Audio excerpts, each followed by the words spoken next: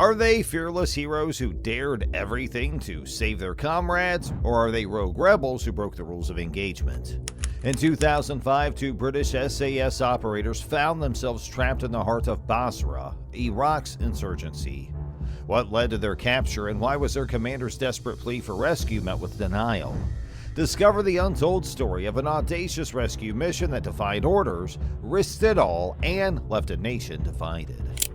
Amidst the chaos and insurgency that plagued Basra, Iraq in 2005, a clandestine mission undertaken by two British SAS operators, codenamed Alpha 1 and Alpha 2, would go down in history as an audacious tale of bravery and sacrifice. As part of the elite Special Air Service unit, renowned for their unwavering commitment to duty, these operators were known for their exceptional skills and precision in the face of danger. Their mission in Basra was shrouded in secrecy, aimed at curbing the insurgent forces that threatened the stability of the region. But little did they anticipate the perilous turn of events that awaited them on that fateful day. In the shadows of the war-torn city, Alpha 1 and Alpha 2 found themselves compromised by a group of Iraqi policemen. A scuffle ensued, leading to the injury of one of the Iraqi officers. Captured and at the mercy of corrupt police officers with ties to hostile militia groups, the SAS operators faced a life-threatening ordeal that would challenge their moral principles to their very core. As the sun set over Basra, the situation grew dire and the need for immediate rescue became evident. The SAS commander in charge realized that the lives of his comrades were hanging by a thread, but when he sought permission for a rescue mission, the chain of command hesitated, fearing the potential escalation of conflict with the insurgents. Trapped between loyalty to their fellow soldiers and allegiance to their superiors, the SAS unit found itself standing at a moral crossroads. The gripping tale of the SAS mutiny was about to unfold as the operators made a daring choice that would test the limits of their training, loyalty, and determination. Basra, once hailed as a beacon for post-war Iraq, had become a hotbed of insurgency after the U.S.-led invasion in 2003. The British military was tasked with maintaining order in the southern city. The SAS unit's objective was to observe and infiltrate Iraqi insurgent groups that had gradually gained control over the police force, the very force the British soldiers were supposed to work with to restore order. As Alpha 1 and Alpha 2 were completing their surveillance mission, they encountered plainclothes Iraqi policemen. In the ensuing scuffle, the SAS operators had no choice but to use their weapons, resulting in the injury of an Iraqi policeman. Attempting to escape, they relied on their native garb for protection, but stumbled upon an Iraqi police checkpoint. Despite their attempts to talk their way out of the situation, they were captured and subjected to the brutality of corrupt police officers sympathetic to hostile militia groups. Back at their base, the rest of the SAS unit was devastated when they saw their fellow operators being paraded on Iraqi TV, charged with heinous crimes. Knowing the dangers that awaited the captives in the hands of hostile factions, the SAS commander in charge realized that immediate action was necessary. However, when he requested reinforcements for a rescue mission, permission was denied by the chain of command due to the fear of escalating conflict with insurgents. The commander found himself torn between following orders and saving the lives of his comrades. He knew that leaving the operators to the wolves was not an option.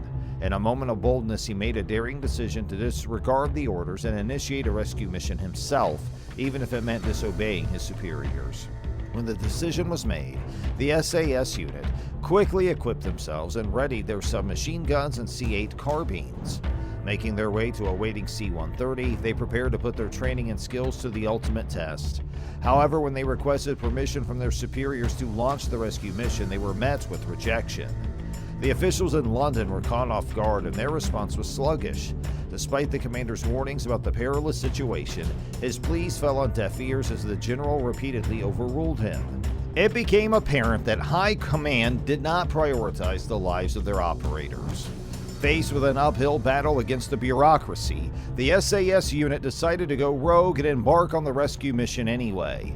Minutes later, the C-130 took off, carrying the daring rescuers toward the police station where their comrades were held captive.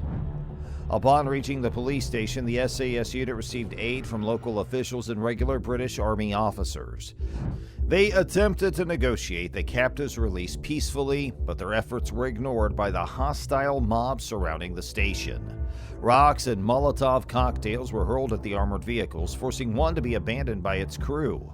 Undeterred, the SAS launched a second rescue attempt, this time with helicopter and mechanized infantry support. With the help of armored vehicles, they stormed through the walls of the police station. The air filled with the deafening sound of flashbang grenades and gunshots as the SAS soldiers swiftly neutralized militants who raised their guns against them. The previous violent environment gave way to a nervous quiet as the dust cleared from the storming of the police station. Inside, a few terrified Iraqi police officers raised their hands in surrender as the SAS task team quickly disarmed and handcuffed them, ensuring no further resistance to the rescue attempt. With excitement pouring through their veins, the SAS unit launched an intensive search of the compound in search of their captured comrades, Alpha 1 and Alpha 2. Their hearts hammered with eagerness as they combed the convoluted halls, hoping to discover the operators alive amidst the commotion.